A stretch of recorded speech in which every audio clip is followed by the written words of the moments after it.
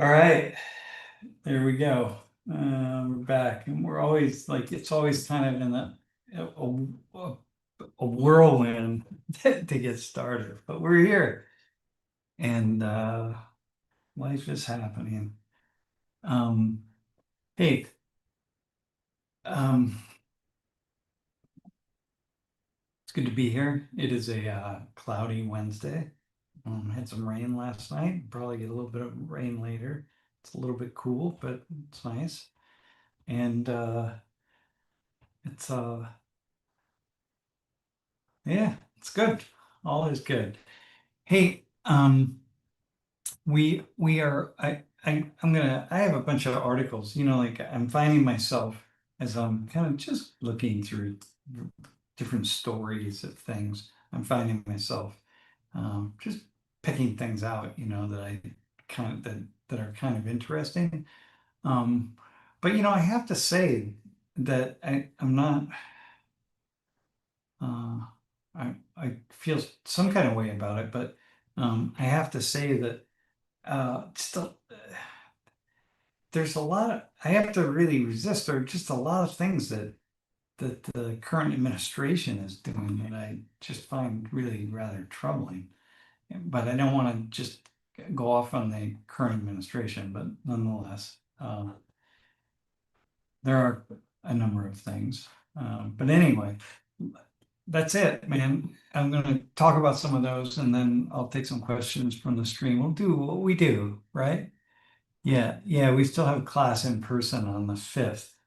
Yeah, exactly. And that's our last class next Wednesday. Right? And then so I'm teaching a summer class and there's three sections of it, and two of the sections they meet on Wednesday for 90 minutes. And the other section is just 100% web. And it's good. It's interesting. I had a really interesting conversation today in the second section, both sections actually. In the first section, we were talking about kind of the police state, and there's a surveillance state, I should say. We were talking a lot about China and the rest of the world. There's a student class from China, and that was really interesting. And in the second class, I was just really quizzing students about just culture and about how they are being acculturated and drawn to, and how they make decisions about what's interesting to them. And yeah, it's really fascinating, man. Light culture, man, things are just moving so fast, and it's so different than how it was. Like I don't know, like for me, like new music would pop up because somebody in my friend group would go buy an album, and they would get an album, or then later a CD, or I mean a 8-track or a cassette, and then later CDs. But by the time CDs came along, I was in my early 20s. But you had to wait for someone to show up with a record and then play it, and then you'd hear new music or you'd hear it on the radio. I mean, essentially, there really were very few options other than that.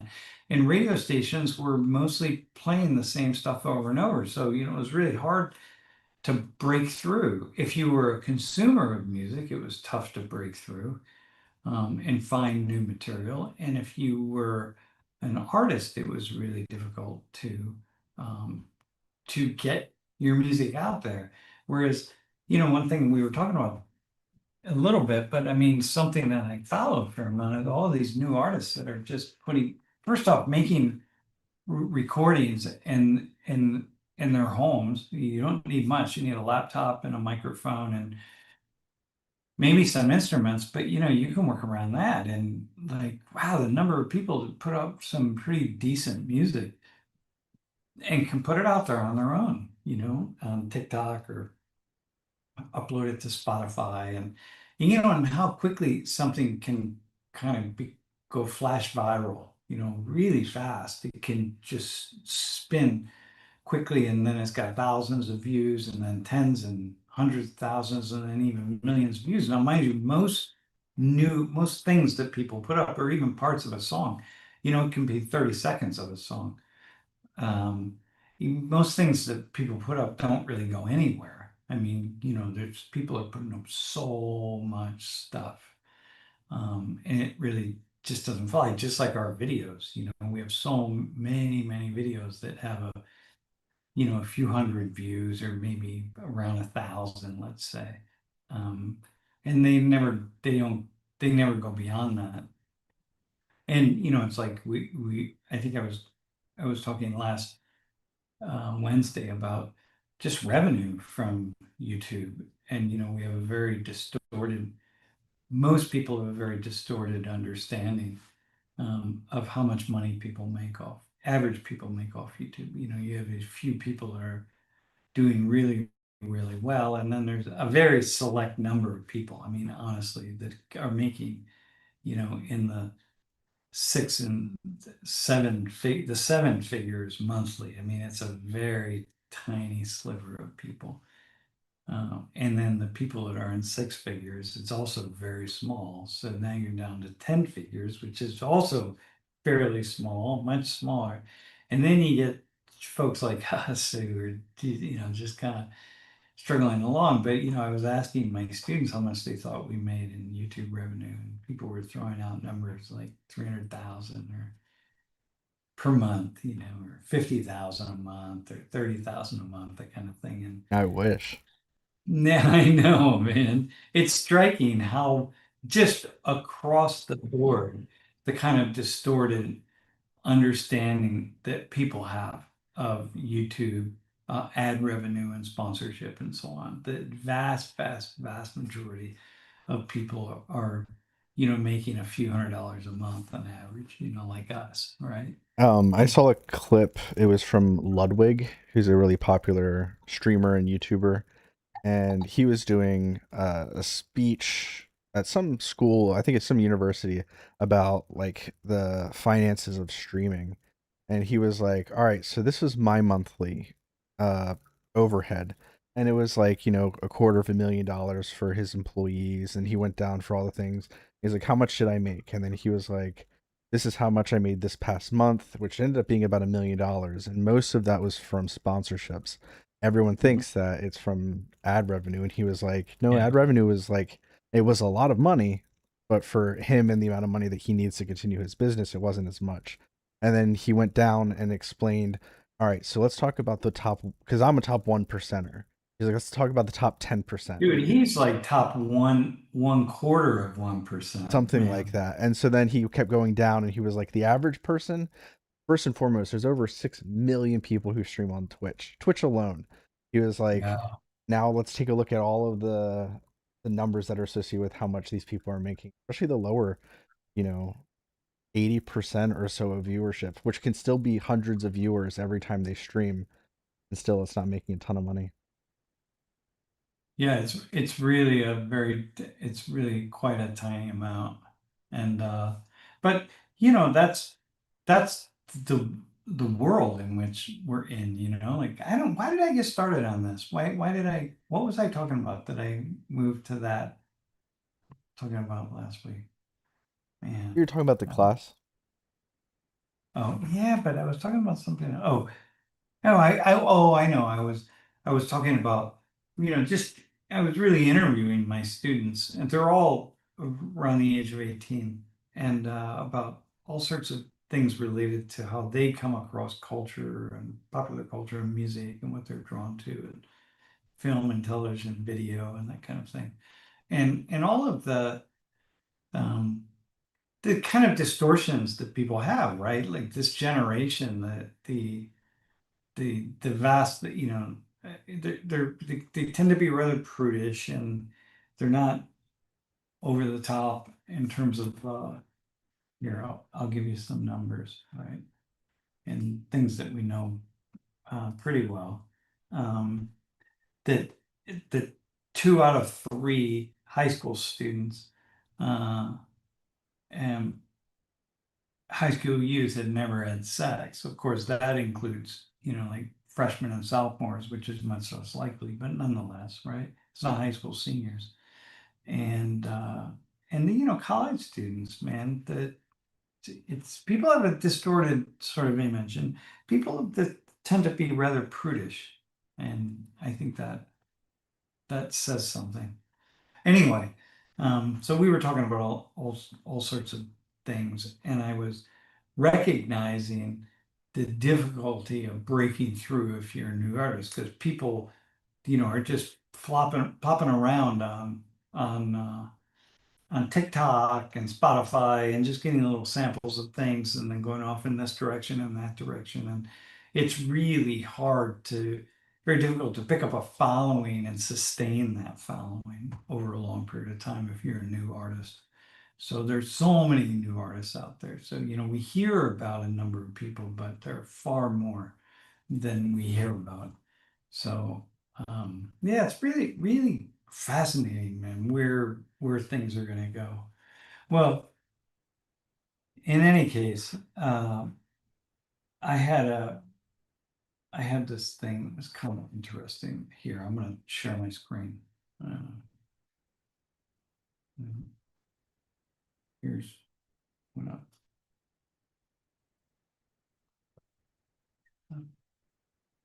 so these are I'm just going to talk about a few things that just have popped up for me recently. This is the countries gaining and losing the most tourists.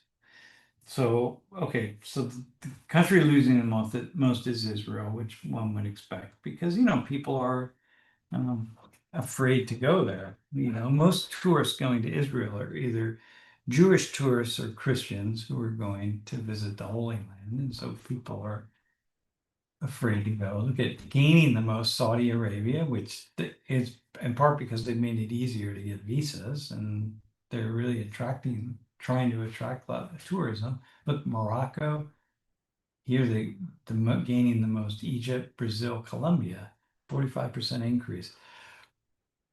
So this is from 2019 to 2025, by the way.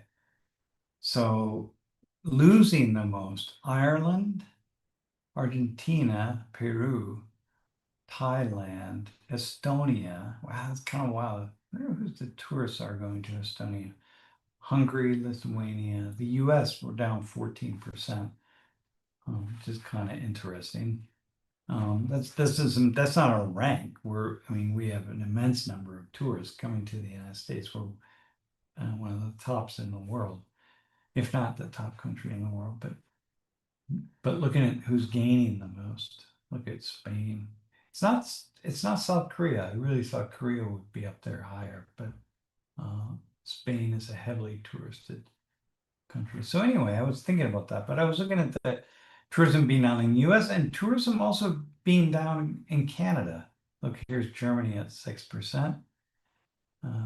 Yeah, Italy's down, Romania, Indonesia, Switzerland. Someone on our staff is going to Switzerland. Anyway, I like looking at things like this. I mean, it comes across my screen or my feed, and I'm always like grabbing that stuff because it helps me to kind of understand the world and what's going on in the world. And I find it just to be really fascinating. It's just the way my mind, I like trying to understand these types of puzzles. So, yeah. Anyway, we have to define sex. Yeah, by the way, sex in those numbers are it is defined in the research as intercourse. It's not, kissing or heavy petting or something like that. So yeah, so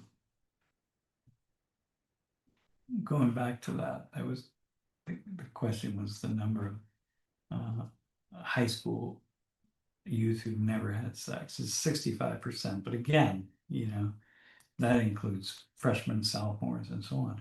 But like college students who've never had sex, undergraduate college students, meaning have never had intercourse, is 35%. And so one out of three. And some of that is people obviously it's voluntary, but for a lot of other people, it's just not they're not for a wide range of reasons.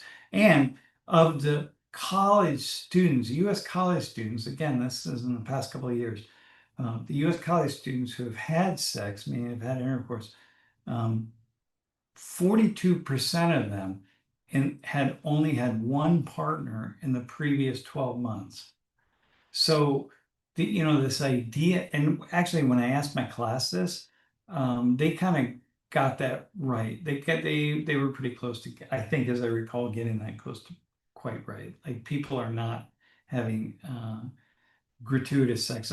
What we find is that a small number of people are responsible for having, many, many partners. But the vast majority of people who are having sex, not the vast majority, 42%, if they have had sex in the past 12 months, have only had one partner. So that means 75% have either never had sex or only had one partner in the past 12 months. Yeah, which is like, wow, that's kind of wild. It's not what we think about. We think about like these, the kind of college movies, sex movies. We think about all of this and imagine like college is this place of debauchery and that kind of thing. Another thing that's kind of interesting, um, that, um, but 83% of Americans think that casual sex is acceptable for any adult. So even though people are by and large, the vast majority, really the majority of Americans are having casual sex, 83% still say that it's okay if you're a consenting adult. It's not a problem, which is kind of interesting, because so many people have that idea, or hold that idea, then the thinking is, well, people, if they think it's okay, they must be doing it. In fact, they're not doing it. Anyway, here's this other thing from the National Survey on Drug Use and Health, that 73% of youth, so this was last year's survey, and we're pretty good with these surveys. Uh, the this national survey on drug use and health, it's pretty accurate. They're pretty good at getting the data. Um, um, and so 73% of American youth ages 12 to 17 um, do not drink alcohol. It's starting at 12, okay, but 12 to 17. So do not drink alcohol, smoke or vape tobacco, or use marijuana, right? Gummies or smoke or whatever. 73%, so 3 out of 4 are. And again, these are young ages, right? 12 to 17, but that's 17, right? So that's all the way up through the 18th birthday, and 3 out of 4 young people in the United States aren't doing anything at all. And so I don't know, that also is kind of striking, right? That we don't. I think if you're paying attention to social media and you're kind of paying attention to scrolling through the reels and stuff, I think we have the idea that young people in the U.S. in particular are just doing a lot of kind of crazy stuff, and it's really, I don't know, it's not necessarily happening. So anyway, those are kinds of things that I'm always thinking about, and why this thing about countries gaining and losing the most tourists. I see something like that and I just want to like grab onto it. Here's another one. Uh, so As hold you're on. talking about this, I am going to ask at the end uh, for you to share some thoughts about why this might be happening, or what might be some of the factors that you're seeing might be in play with these changes. Hmm.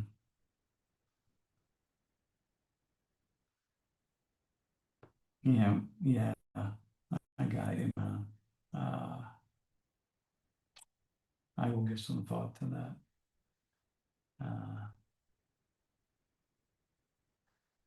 Okay, hang on. So here's another thing.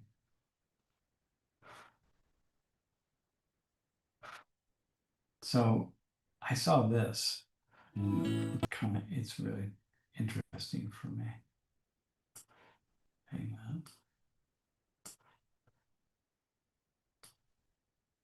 This is from the UN Habitat World Cities Report 2026. The data are for 2023, but it's home prices versus incomes. And so it compares the median home prices to the annual household income. So I see this stuff. I get this visual capitalist, these data that are put together. Every day I get a chart like this. And it's so fascinating to me.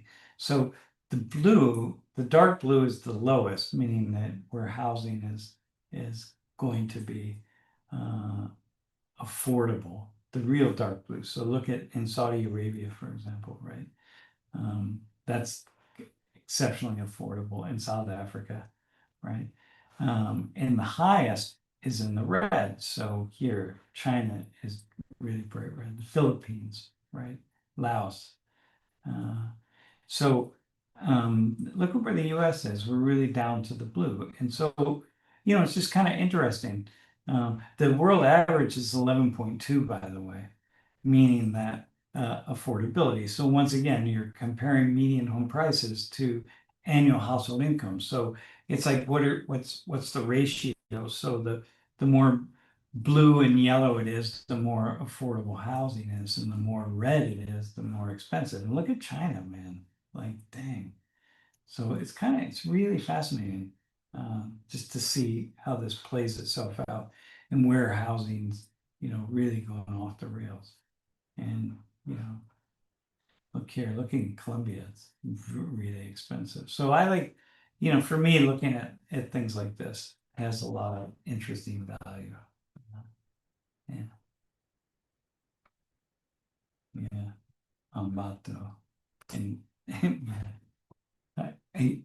I, Ambato would be really nice. I was in Ambato a few times, like, because I lived in Cuenca.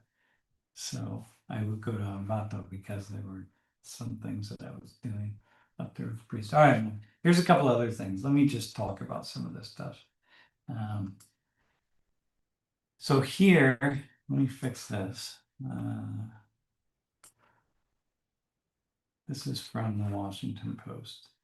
Here's an article about, like every administration, everybody in power, you want to sort of curb, you want to get as much control over the things you can't control as you possibly can, right?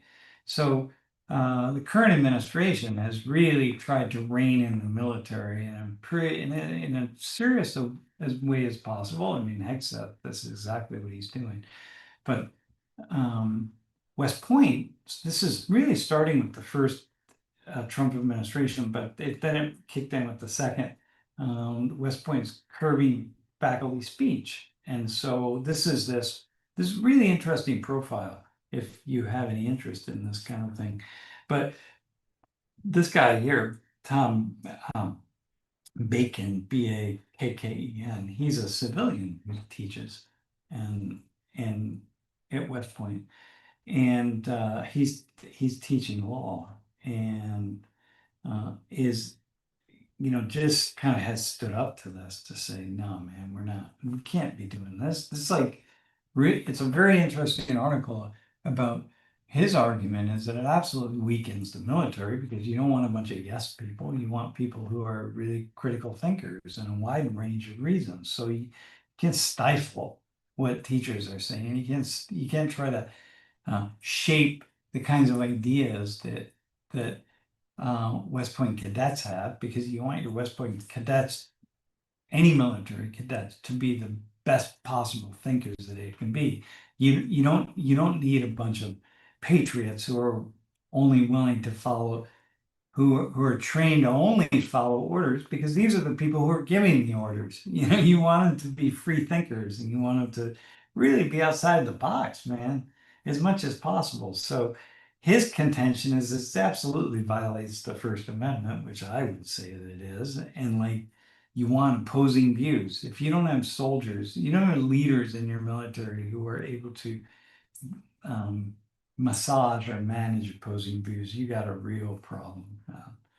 So anyway, this guy has really stood up to, and it's quite a fascinating expose of this and what it means and what it has meant inside of West Point, which is, I mean, I guess the people in the Naval Academy in Annapolis and the Air Force Academy in Colorado Springs might disagree, but I think West Point's the oldest military institution in the U.S. and kind of the most prestigious. Again, West Point and Annapolis might disagree with that, but it seems like it. Anyway. Um, so it's like the argument, and I would say it's ideological. It's overreach, man. Like, don't do this, and let our cadets be the kinds of they need to engage in the same level of free thinking that my students at Penn State engage in. So you can't be telling uh, these professors or teachers at the academy at West Point, like what they're teaching. Like, come on, man. Like, first off, the guy's not going to be teaching anti-American, he's not going to be saying stuff that's 100% against the US or the current administration or anything like that. He's going to be in a pretty narrow alleyway of what he's saying, but don't come in and tell me what I have to teach, man. Um, so um, so he has this book that he wrote called The Cost of Loyalty. And here's this quote from the book: Men and women die because other men and women don't have the reasoning or the ability or the courage to speak truthfully. So anyway, he doesn't he does not have these are not woke professors at West Point, man. You know what I mean? This guy's not left wing and he's not woke. But it's really pretty scary and pretty unsettling, to be honest. Um, I can imagine people coming in and telling me what I can and can't talk about in class. There's the court of public opinion since we live stream. So if I go off the rails in one direction or another, I at least am going to hear about it. And so, uh, and then I'm going to respond to it. And I don't want to hear about it. So I don't want to go off the rails and go too far to the right or too far to the left. I want to just sort of bounce back and forth and let students discover, what they think on their own terms. So for me, it works well. Like I don't want to deal with the bullshit. I don't want to get emails from people. I don't want to get complaints. It's annoying. I don't want to get complaints coming through the university down to me. And so being very public keeps me in that kind of space of like, okay, everybody's going to get a chance to think and everyone's going to get a chance to be challenged. So, but I don't, I'm not listening to what other people are telling me I have to say, and nobody's telling me like, hey, man, uh, here's what's out of bounds for you. That the university administration isn't telling me that. Again, it's just I I enjoy knowing that I've got these guardrails up, and so it just helps me, to do my thing. But anyway, this is kind of like really very unsettling. And by the way, I don't want to pull this card, but this when you move toward an autocracy, as you move toward an autocracy, I should say, as you move toward one of the signs always is those in power are trying to curtail the actions and the thinking and the speech of people in the populace far more than had been done in the past. That's the nature of autocratic rule. Like, you can't bring your iron fist down when you have lots of people uprising in the street, which is why, the Iranians, for example, they crushed the movement uh, toward democratization and free speech and so on, and other folks do it as well. And of course, we see that happening here in the United States in lots of places, and that's troubling. And what happens is everybody always can come up with a reason. Oh, well, yeah, but this is okay here right now because those ideas were very dangerous. It's like all those woke ideas. Well, hang on. What woke ideas? What percentage of the ideas happening in the average classroom in schools and universities across the United States could be classified as woke?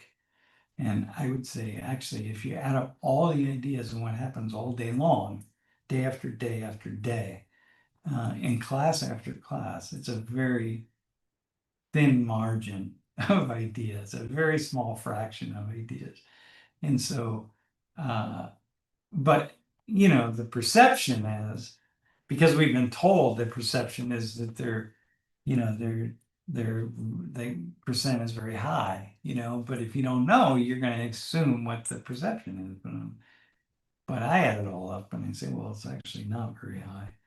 In any case, the apologists for autocratic regime change or development can always come up with a reason why, in their case, right, these particular ideas need to be shut down, or these particular teachers, or these particular whoever it is. Like, well, we didn't, those other people trying to do it over there at that other point in time, that was a problem, but this is not a problem. And that's, of course, what allows people to move forward like this. And West Point, it's like, don't try to shut it down in West Point. If the other, to people in the other political orientation, right, had tried to shut down ideas, you'd have been all up in arms. But somehow now it's okay. Um, and vice versa, you know. So yeah, it's very when people who identified more on the left um, were shutting down ideas in classrooms, including like at West Point or something like that, because they were deemed as racist or sexist. Well, but that's okay because those are the racist or those are the bad ideas. So we'll make apologies for that. And now it's like, no, no, no. Now we're going to make apologies for the other ideas to get shut down. So it's really hard, man. It's hard to accept, to listen to, and to accept, and to, I don't know, just to tolerate ideas that we think we don't agree with. So anyway, it's kind of crazy, man. But I don't, but yeah, I think, you really think about the just race, racism or sexism. It's like how you can't, to not even be able to have a very basic conversation as to whether there's even, I don't know, racism. Does racism in the world, is there even racism in the United States? Well, now you can have that conversation because the current administration has has allowed us to have that conversation in a different kind of way. I mean, I can have a conversation because it's different from me, but the average person can't have that. Could never even pose that question until now. Like now, suddenly it's a little bit more open to do that. Whereas go back 5 or 10 years, man, you can't pose that. Let me just have a thoughtful conversation in my class about whether it's homophobia, is it really a problem in the US? I'm like, oh my God, how dare you ask that question? And so anyway, so I'm just kind of bopping back and forth. But right now, at this point in time, it's equally as problematic to think that we're going to shut down certain ideas, right? But isn't it bizarre, right? It's like we're going to shut down woke ideas because those are bad ideas, or uh, but we can't have these other ways of thinking. It's very very strange, man. Life is very strange. Yeah. All right, here's another article. I just kind of picking some things out. Hang on. There we go. Let me come over there. There we are. All right. Well, here's one. The administration canceled federal grants to organizations across the country, accusing them of encouraging premarital sex. Well, premarital sex, by the way, is down across the board, right? So new criteria, sex is down across the board among teens. New criteria state programs should stress abstinence. Okay, abstinence. That worked for me when I was a teenager. I remember thinking people telling me, "Hey, you know, sex, you really shouldn't do it." And after I felt how pleasurable it was as a teenager, I thought about the pleasure, and then I had the idea that I shouldn't do it. I should save myself. I should not allow myself to have any of that. Any, and I shouldn't. Okay, so hang on. Pleasure over here, but I shouldn't do that because it's a bad thing. I should be abstinent. I should just say no to all of that. And I think about the likelihood that these ideas of just saying no to sex was going to be more powerful than the pleasure as a young person. Yeah, right. Okay, abstinence. So anyway, yeah, okay. Abstinence. Let's just I do remember abstinence. in church there was a series that my pastor did about relationships and such. And he was like, "We in the church get our messaging about sex all wrong." He was like, "Imagine you're a teenager and you hear about this horrible, awful, disgusting thing that will give you diseases and you'll die from it. Save it for your wife." Like, hold on a second. So this Yeah, horrible thing I don't want to do with anybody, then I have to save it for my wife, and then I have to have a different relationship with it with this person. yeah, So yeah. yeah, he was like, "We got this whole thing wrong. We should talk about the good parts of sex, like the reason why people do it, because there's obvious reasons why people do it outside of marriage. And if our plan is to reduce that number, then we have to approach it from a different way." And it was like, yeah, I mean, he's not wrong. Like, It's so wild. they But have hey, all of man, this fear and shame and like and yeah, all of the stuff around it. And then you have like then you're automatically, as soon as you're married, it like shifts, but it shifts in a different way. yeah, yeah. No, it's really, I mean, the point is, you've got people out that are studying this really, really, really carefully, and they're not studying it from an ideological perspective, right? They're the sociologists and the psychologists and the childhood folks that are like, they're putting a lot of energy into understanding what drives young people, what makes them tick, man. And so you got to ask them. Clearly, they're not the ones. I know they're not the ones shaping this policy, but anyway, let's see what it has to say here. So she's part of this organization, Fact Forward, a South Carolina nonprofit. Let's see what this is. Advancing adolescent health across the Carolinas. Fact Forward has been leading efforts in adolescent health through professional training, youth education, technical assistance, awareness, and advocacy. Learn more about our approach. Okay. Training. A strong culture of learning drives everything we do. We believe organizations and educators who commit to continuous learning are positioned to navigate the ever evolving landscape of adolescent health. Okay, so this is all about health. This isn't just about sex. Fact Forward has been conducting training for 30 years and is recognized as a leader in evidence-based education. We train youth supporting professionals of all kinds, as well as parents and trusted adults. Okay, youth education, all right. Public awareness, advocacy. All right, so here. So let's see. It's a nonprofit that offers adolescent health and sex education classes. They got a letter from the Trump administration saying that their $1.6 million grant has been declined, has been cut, terminated, effective immediately. They don't align with the content that the administration, the content doesn't align with content that encourages, normalizes, or promotes sexual activity for minors.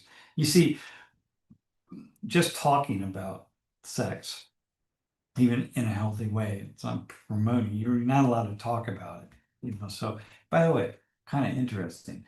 I asked my class today, I'm like, who do you guys who do you talk about with sex? About sex? Like who are you talking to? Like who are you learning it from? Well, one, people watch porn, so they see that, but they said they talk to their friends.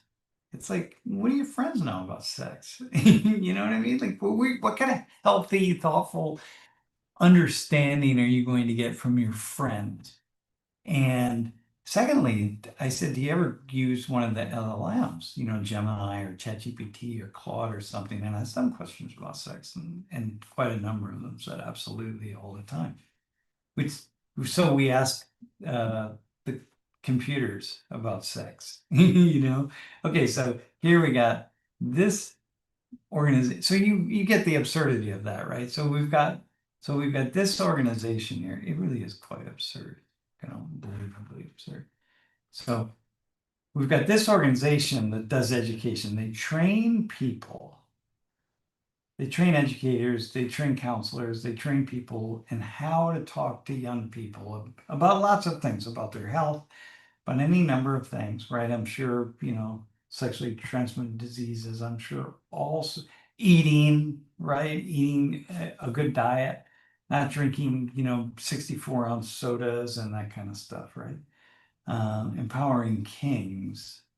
Knowledge instills next generation success. Kings.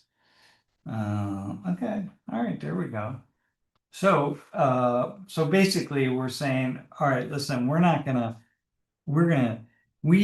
all we want to do is give money to any organization that says that only teaches abstinence. Okay, great. That's awesome, man. The movie is the latest in a campaign that began with the first Trump administration to defund and overhaul the 16-year-old $100 million initiative. Wow, courts blocked the effort in 2018, but this time the administration abruptly canceled 53 of the program's 67 grants last month. And wow, okay. Yeah, it's accused fact forward of including lessons with advice on making condom use more pleasurable and discussions that normalize use of pornography. Videos, it said, contained a series of adolescents engaging in sexual activity. That information, says Dr. Dixon, right? That's this woman right here, is just not true. The organization had never used the lessons specified, she said. The video is about one teen telling another that she had had sex, and her friend responding, oh, that's a big no-no. So wait, hang on a second. So the letter said, we don't support you. You have a lesson uh, with the advice on making condom use more pleasurable and discussions that normalize the use of pornography. A video, it said, contained a scenario of adolescents engaging in sexual activity. She's saying, no, that didn't happen. In interviews with other directions, also said that the government had distorted their content. They pointed out that the grant had required them to use courses from a federally approved list shown by research to be age appropriate and effective. So the grant required them to use federally approved resources. Huh. Healthy Futures of Texas, a nonprofit that serves teenagers in Dallas, San Antonio, Rio Grande Valley, won renewal of its grant less than a year ago following a rigorous federal review of its material. Today, those same materials are being cited as the reason for termination with no opportunity to address those concerns. Golly, that's just fucking, man. Yeah, my God. Yeah, that's quite stunning. Now dozens of grant holders face existential dilemmas they wrestle with whether to submit their applications to. Yeah, no, the basic thing is just change your whole approach and just teach about abstinence. And that's all you can do right there. Uh, okay, so Department of HSS declined to comment on the new requirements of the litigation, but these conditions mirror blueprints laid out in Project 2025, as well as in other position papers by the Heritage Foundation that argue that teen pregnancy prevention programs falsely presume that adolescent sex is inevitable and also undermine parental authority. I think that for me, by the way, if I can be on record to say this, adolescent sex is not inevitable. The numbers are pretty clear about that. And fewer adolescents are having sex today than ever before. I think the numbers are bearing that out.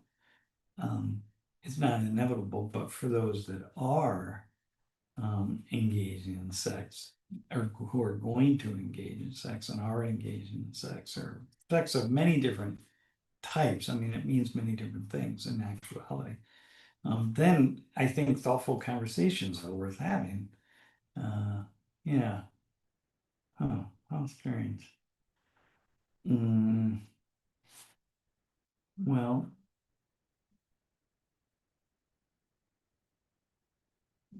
um, and this is, but like I, I, what I need to do here. The Let me shocking just. thing about that was the fact that the materials they were using were federally approved. So it was like they were shut down because of some of the materials, and then their response is, "What are we supposed to do? We're only using materials Right. that you guys gave us, and now you're telling us that that's the reason why you're not approving. What are we supposed to Okay. do?" Yeah, now, so here we go. Now we're back to Project 2025. Okay, so the Heritage Fund. Let me just look at some things. Well, we're printing with it as crafting policy to encourage early parenthood. Some things she's pushing that ideology. It's just not meet reality. Uh, hang on. Hang on.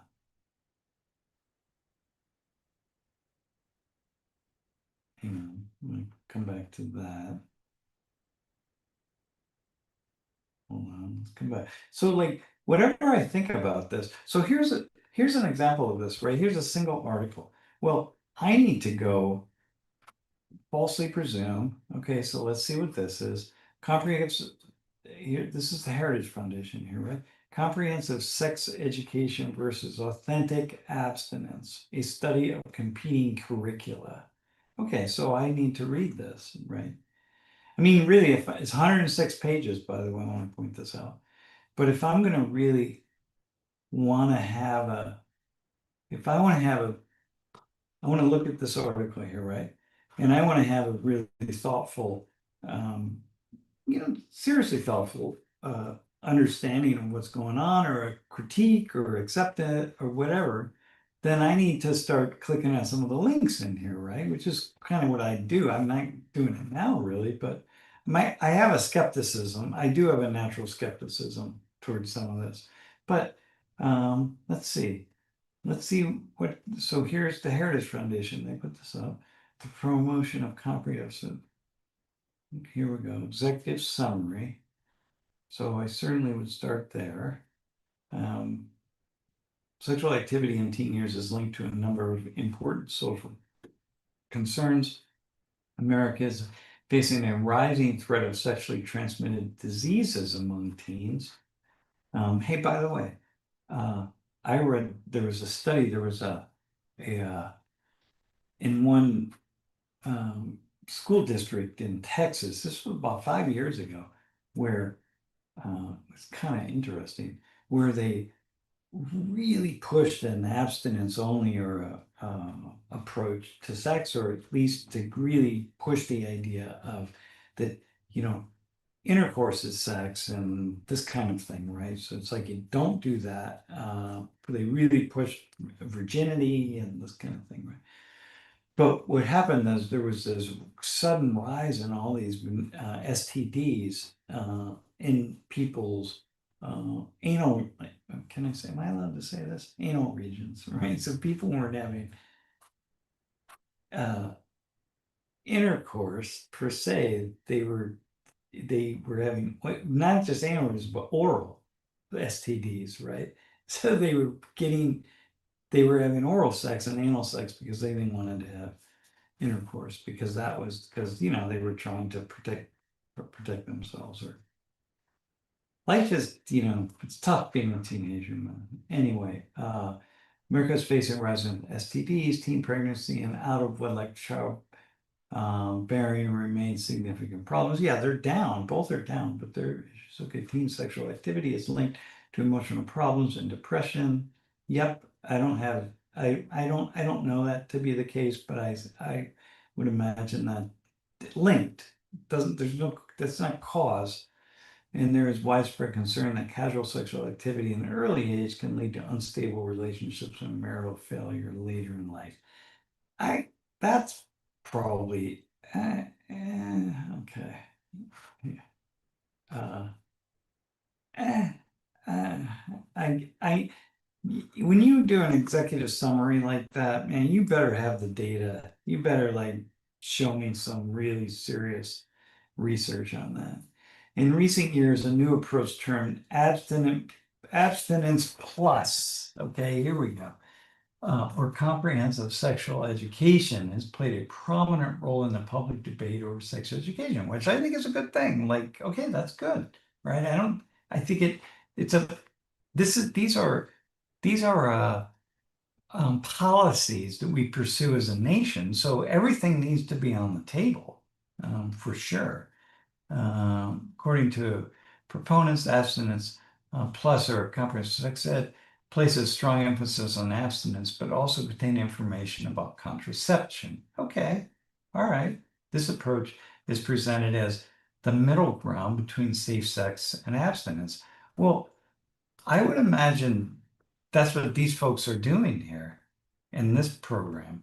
I mean, they're not telling people to go out and have sex. Hang on. So wait, say this.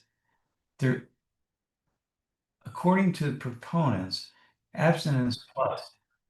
What's that?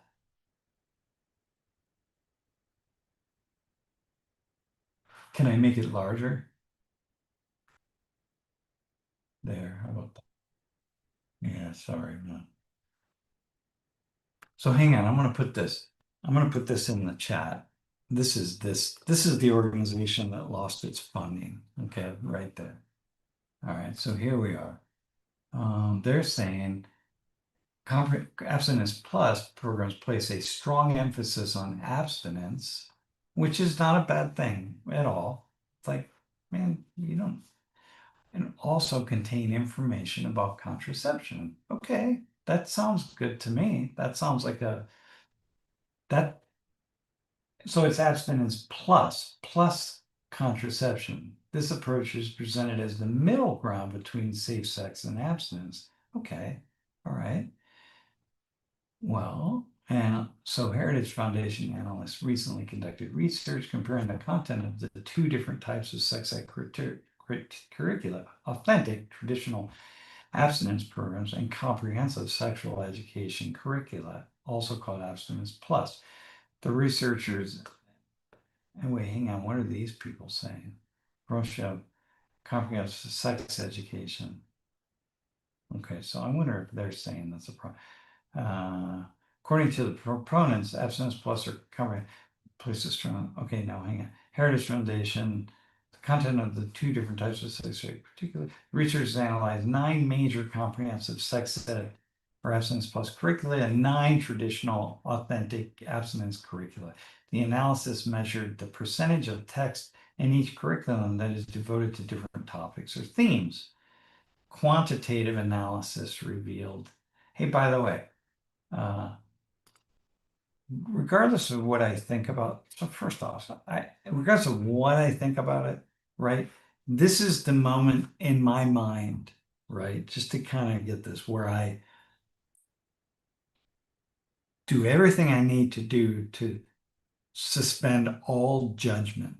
Because now we're going like, okay, you got abstinence plus uh, conversations about using birth control wisely versus abstinence. Like here, we're not going to bring birth control into it. Okay, we're going to compare these different programs and then presumably compare outcomes. Okay, that to me is that's what I want. So you suspend all judgment, right? Even though I personally have the idea that yeah, it would be a really good idea if you taught people how to use birth control and don't just put young girls on the pill. You know what I mean? Like, please, that's like not like let's go. Let's have some thought about that. So, but I don't know. So let me be completely open-minded and say, all right, where do we go here? Comprehend. So on average, authentic or traditional abstinence curricula devote 53.7% of their page content to abstinence related material. In addition, these curricula devote 17% of their content to the subjects of healthy relationships and benefits of marriage, both of which directly reinforce the main theme of teen abstinence. Authentic. What? Hey, Pete Hegseth needed to take one of these programs, right? Didn't he step out on his wives on multiple occasions? Huh. That's funny. Oh And the yeah, Donald president. Trump too. Oh yeah. Oh fuck. Yeah, these guys. That's the problem. See, they didn't get these abstinence programs when they were young, so they're gonna make sure that everybody else gets to have them. Okay. And maybe that's why like they didn't work. You know what I mean? Maybe they had the other stuff, the other programs that promoted, safe sex and safe condom use and God knows what, and that's why they stepped out on their partners. So okay, maybe that's a reason right there. Comprehensive sex ed abstinence plus curricula take the opposite approach. On average, these curricula devote only 4.7% of their page content to the topic of abstinence and 0% to healthy relationships and marriage. Okay, well, now that's a little bit of a problem to me.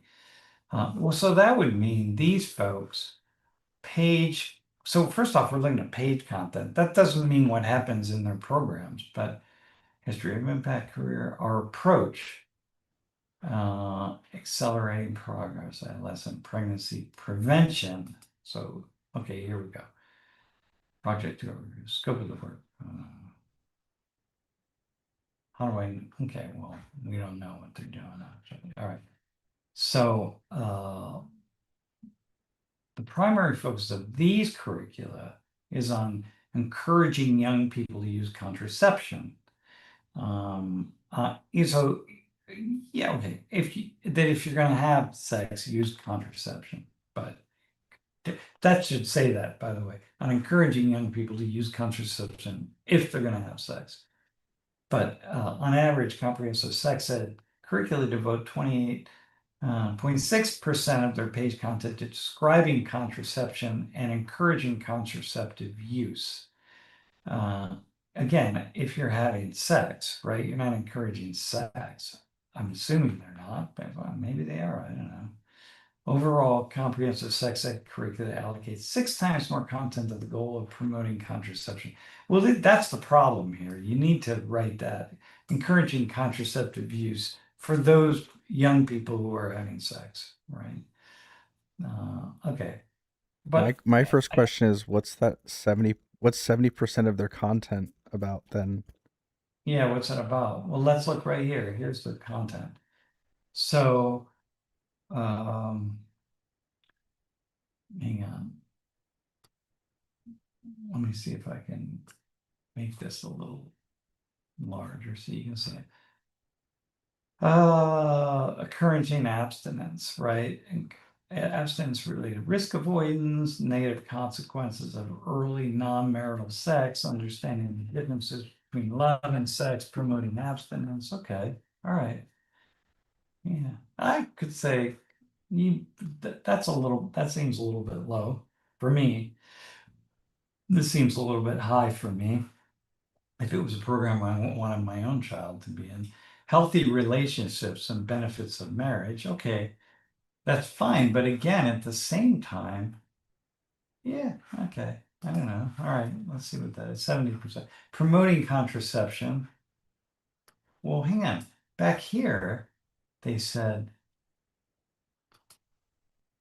oh, hang on, hang on. Reason- Two basic approaches. Safe sex approach encourages teens to use contraception. Okay, and recent use.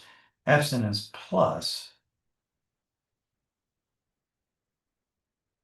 Hang on. Okay, so abstinence plus or comprehensive sexual education played a prominent role. According to proponents, place a strong emphasis on the abstinence, but contain information about contraception. Yeah, so scroll down. This one is the one that it says 0% is essentially under the one that says zero sex education, essentially abstinence on the far right. Yeah. Yeah, but the issue is here, with you're not, so they're saying right up here that they No, no, no. They're promote. saying no. They're saying the comprehensive sex education or abstinence plus. What you're talking about is under the left category, which is 28.65% is promoting contraception, whereas Oh 0% yeah. is under the authentic abstinence curriculum, which is Yeah. the no sex education. It's just abstinence and Oh, I focusing on see. I see. families, which again, the column on the right is focused. The reason why they're talking about healthy relationships and benefits of marriage is because Yeah. they're telling people to wait until that. Whereas with the abstinence plus or the Yeah, what I the got other yeah. type, they're more so focused on Yeah. sexual health rather than relationship advice. Yeah, got you. Okay. So, uh, by the way, 20, a quarter of the, well, this isn't what the programs are, by the way. This is just their what's on their websites. So you presumably these people didn't go through the program, so we have no idea what they're actually doing. General behavioral skills. Okay. Huh. All right. Well, I don't know. We have to read it. So let me see here. I'm gonna put this in the chat. Somebody can take a read here if you want. There's the PDF. Huh. Yeah, it's kind of interesting. Well, I will say that now this is where I start to get it. Okay. Um, Now I'm gonna just pop up here for a second. Let's go to Gemini. Okay, Gemini. Um, It's what? interesting that biology and reproduction was 6% for the uh, abstinence plus and 2.6 for the abstinence only. You would assume that they would be explaining why they're waiting until they have sex because of the biological processes that happen, but I guess not. I guess that's for their parents Yeah. to tell them.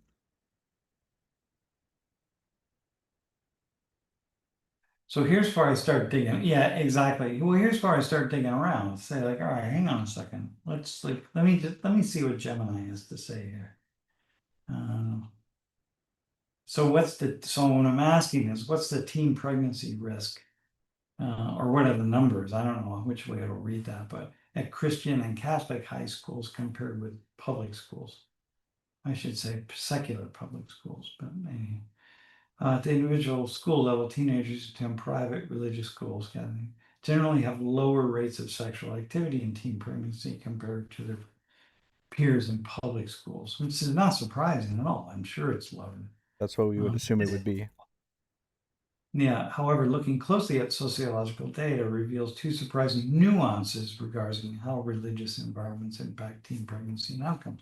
By the way, this isn't a researcher reading this off, right? This is I don't know what it is. It's an LLM. So hang on. So let's be like really clear. I don't know who's the state level products. While individual students enrolled in private religious schools experience lower pregnancy rates, research consistently shows a stark geographical contrast. U.S. states with the highest levels of religious conservatism actually have the highest overall teen birth rates. Sociologists and public health researchers That's from Loyola Marymount University. Okay. The school to family pipeline. All right. Teenage birth rates and sexual activity are lower among religious schools. Okay, so that's a Catholic school. Sociologists and um, public health researchers attribute this broader community trend to a few key factors. Sex education, highly religious states are more likely to mandate abstinence-only sex education in their public school systems. Data suggests that abstinence-only education is largely ineffective at preventing teen pregnancy, whereas states teaching comprehensive sex education generally see lower birth rates. Okay, so now we got this. Now we're back here. It's like, huh, okay. Now that doesn't, I don't know where this is from. I mean, hang on, I'm gonna, this is inner body researcher. Okay, inner body research. Three abstinence-only states have the highest rates of teen pregnancy by this guy. He's on the teen pregnancy rates. This is what I do, by the way. I just go into deep dives of things. It's like, and by the way, I don't, this guy right here, Eric Rodriguez, CEO and founder of whatever this is, Interbody Research, has led the company since its founding well over a decade ago. Eric's experience in leadership, public service with me. Okay, I don't know that he doesn't have a bone to pick. He just might have something that he just wants. He's got a thing against people who are religious and believe in abstinence and that kind of thing. So he's gonna shape the numbers the way he wants to, based on our research. Well, what's your research, right? So in my mind, I see that. I'm like, where are your data from? Maybe, hang on, let's see where the data from. Number of reported chlamydia and gonorrhea cases per 100,000 people ages 15 to 24. The highest rates are right here. These would be abstinence only. Huh. Look at Utah. It's not even Well, on. I think you're looking at two different graphs at the same time. The top one is the number of births Oh, number of per births. Okay. 100,000 Oh, yeah, or this is the number per of births. Okay, 1,000 pregnancy females. rates. Yeah. Okay. But Here still, is it's in that gonorrhea. beltway. Yeah. STDs and gonorrhea. Okay. Either way, look at these are pretty. These are going to be. So what you have Oklahoma. Uh, you have Arkansas, Missouri. You have Arkansas here, that's and you have Louisiana. No, Missouri is up in that one. Okay, so you have Oklahoma, you have Arkansas, you have Louisiana, and you have Mississippi. I'm like, huh, all right. And if you scroll up a little bit, Louisiana and Mississippi were also both within the highest ranked for the chlamydia. Yeah. That goes out to the thing that I was talking about earlier. Teen pregnancy by state versus sex education laws. So I want to know, this is from the CDC statistics and SIECUS data. What is Sexuality Information and Education Council of the United States? Okay, so now I want to know so this is, by the way, if you're really paying attention here, now I got to know what this is. What's this? Where are they getting their data from? It just because they have the data doesn't mean it's advancing sex ed for social change. Okay. Is this like a left liberal sex ed for social change? Where are their data from? Right? Uh, do you know where your state ranks? Well, it's a report card, but I don't know what kind of mandatory sex ed they're doing here in the state. Okay, so here we go. We're back. All right. Contraceptive use studies indicate that highly religious communities are often more successful at discouraging the use of contraception among teenagers than they are at discouraging sexual intercourse itself or activity, which is why the rates of gonorrhea and chlamydia and that sort of thing. This is biblical recorder. Okay. Intersecting demographics, higher teen birth rates are also highly correlated with higher state poverty levels. Okay, well, that would explain Mississippi and Arkansas and Louisiana. Outcomes from pregnancy does occur. Huh. The research found no difference between the type of religious institution. Catholic schools had similar reported abortion rates as other private Christian schools. That's kind of interesting, but lower rates than public schools.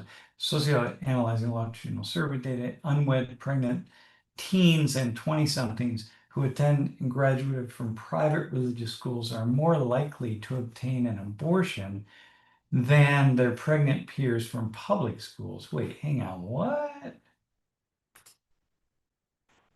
Science Daily.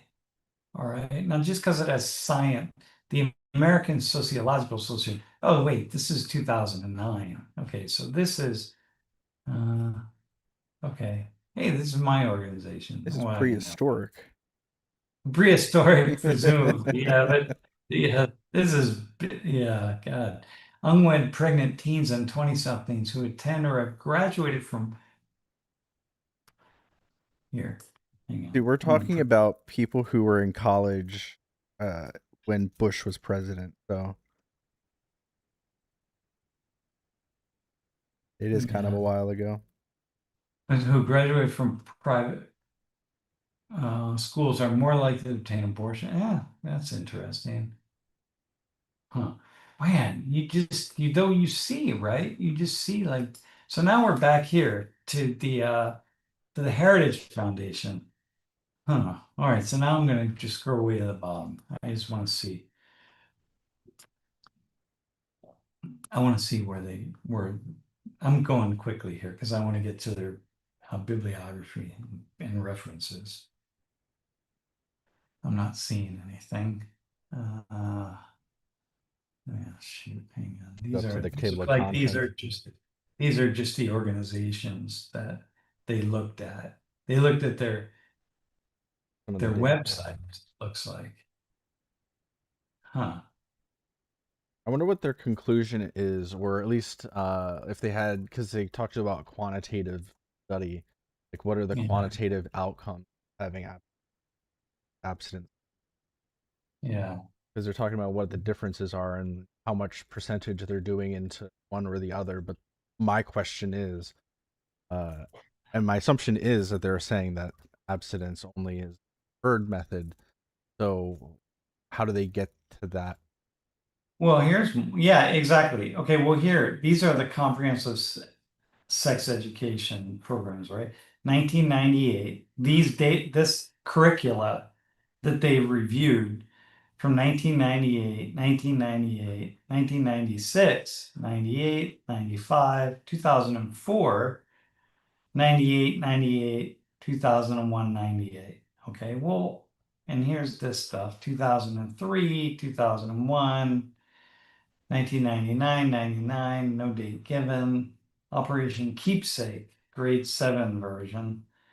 This is all the abstinence of 2001, 98. Well, I'm not understanding why this is part of Heritage Foundation 2025 analysis. Because like these are programs that are old. Like what are we looking at here? Like my God, you have to be like first We were just off. talking about how 2009 was old. Jeez Louise. Yeah, Now we're I talking know, about a decade man. before that. Oh my God.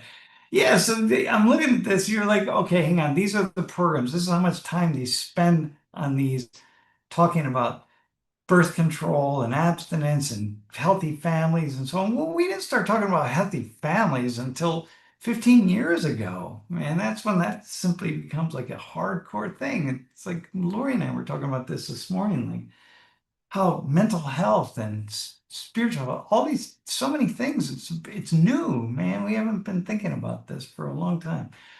So yeah, kids from these programs have grown up and had kids themselves. So what I want to know is I don't care about the the curricula.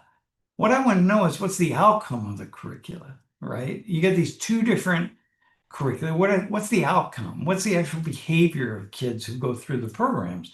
And so you're basing, so here's this argument, you're this we're making this argument here that, I mean, this is part of it, that you're going to base your cutting grants on the basis of the Project 2025 is making the argument, it publishes this 106-page report based on information that's 33 decades old.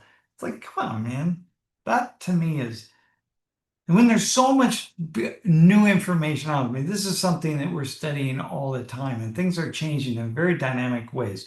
Talking to my students today, I mean, we didn't talk really a lot about sex per se. We were talking more about the perceptions in the media and so on. And like, people are, yeah, people, they don't want to see young, my students anyway, which is pretty standard, everything I've been reading anyway. It's like they don't want to be inundated with sex and sexual imagery and like gratuitous sex. It's like if it fits in the plot or the unfolding, the script of a film or a television show, like, okay, that's okay, but don't just have gratuitous sex scenes. It's not that people don't want that.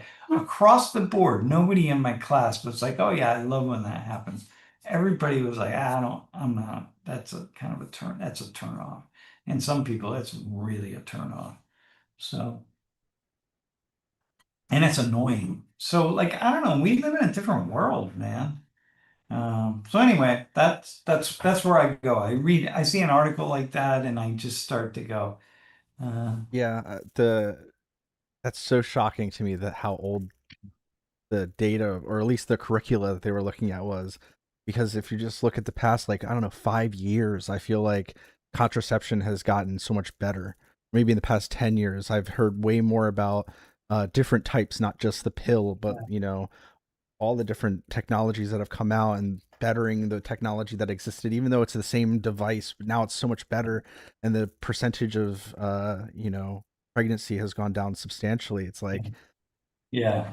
th- No. Hey, and I want to say to Eric, no, I know like the whole transactional analysis, all that kind of stuff, right? But what I'm talking about is this like uh what I'm talking about is this idea of using terms like healthy families. This is like there are so many different things like with the way we just put certain things in the center of life that like we didn't you know everywhere like the a certain level of health, like eating this like one thing after another, man. It just was not part of life.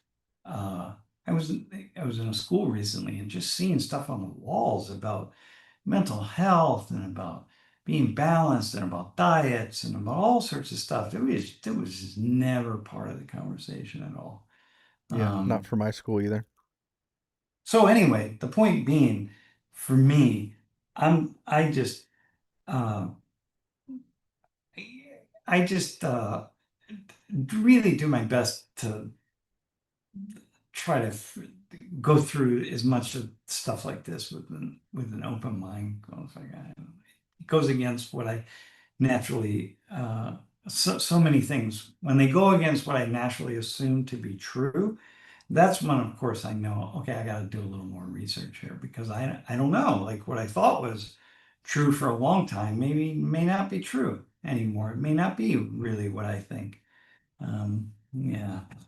We'll I leave don't it want to to I don't want to put you like on I don't want to like put you on the hot seat, but I did ask, and I am interested in what you think, especially from the conversation you've had with the students now versus over the past few years. What do you think is causing these changes to happen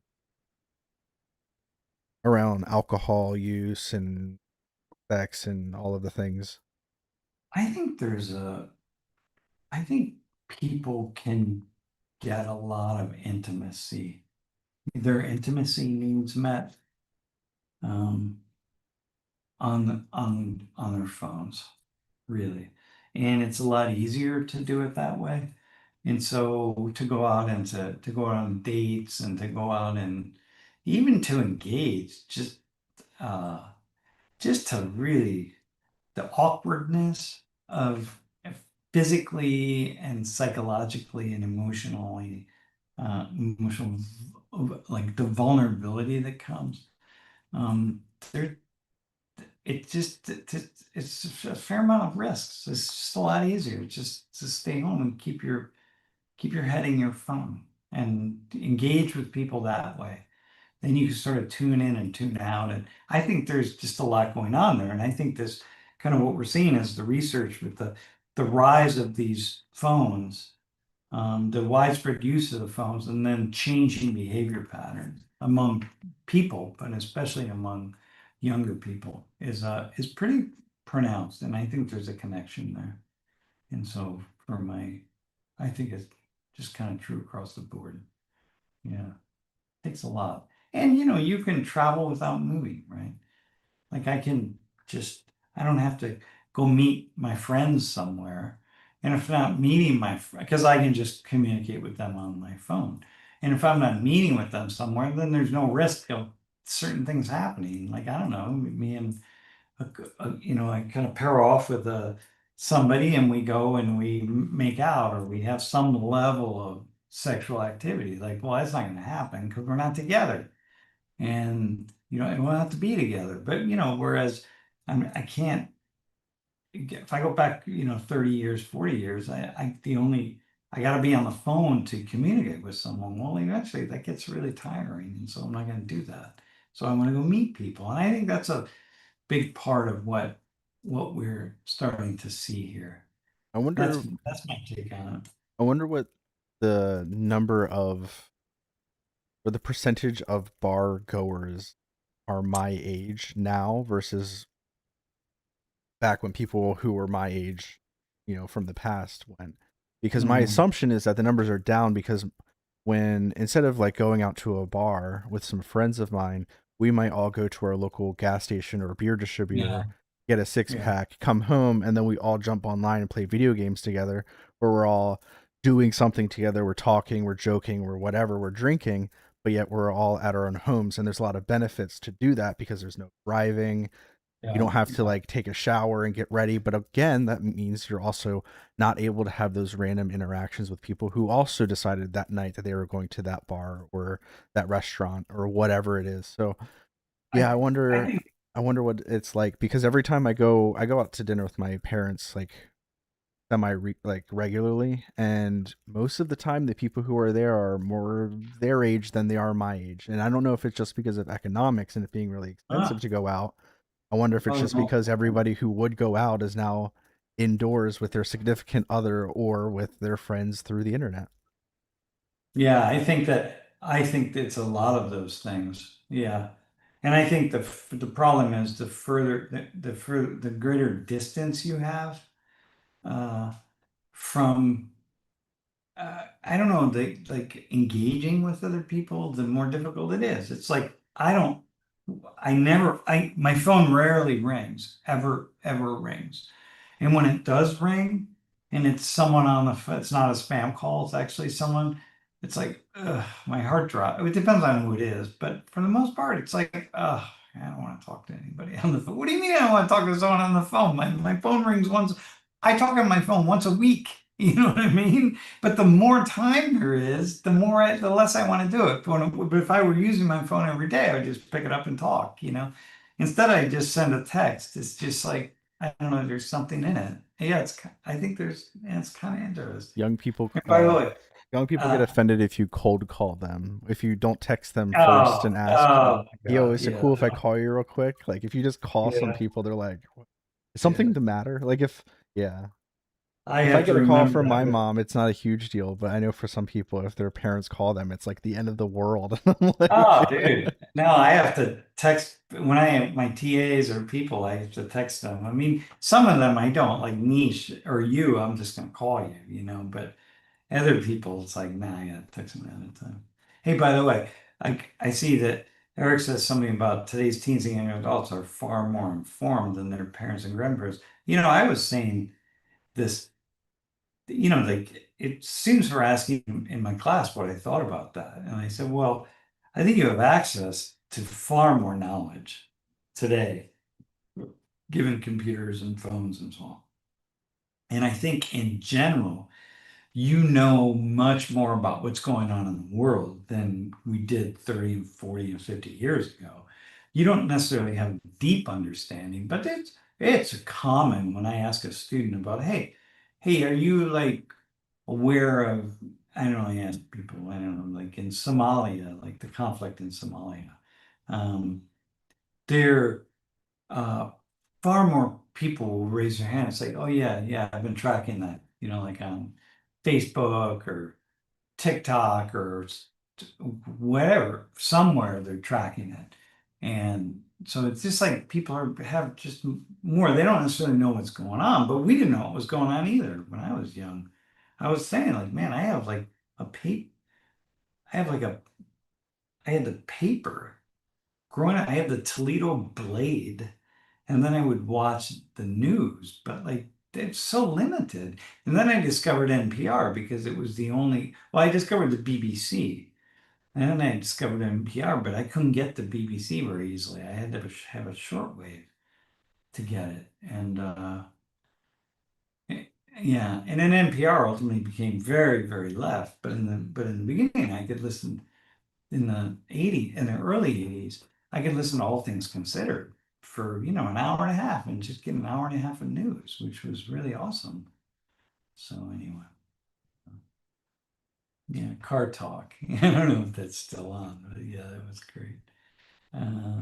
All right, listen, man. I'm gonna head out because I gotta do a bunch of things uh before. You get to play And, golf yesterday, so you got to make up for it this evening. and yeah, no, I'm just going to dinner, but I will golf the next couple of days. But I got a lot of work to do, and I got a lot. I'm working on all the quizzes for class, and like, oh my gosh. You ever go on late All right. night drives and listen to Coast AM? No, no, coast to coast. That was the conspiracy aliens radio show that was on at like 2 o'clock in the morning on like every Oh, AM station back in the day. that's right. With Yeah, I that's think his name is Art Bell. yeah, coast to I think coast. there's somebody. I think it might either still be happening or it was happening a few years ago with a different guy. But yeah, Art Bell was the. Whenever I think of old school radio, for some reason I always think of Art Bell and John Batchelor from WABC. I And like John Batchelor. He used to do like all their international news stuff, and he was on at 9 p.m. So Sean Hannity would end at 3 or 6. Mark Levin would end at 9, and then John Batchelor would be on. Listen to WABC a lot. oh my God, where was he based out of? New York City. WABC is the AM radio out of New Oh York. yeah, that's right. That's right. The 50,000 Man, watt beaker of freedom, they call it. yeah, it's so crazy. Huh. All right, listen, man, I'm gonna go. Uh, so peace out, everybody, and have a lovely evening or day or whatever the case is. Oh Radio boy. talk.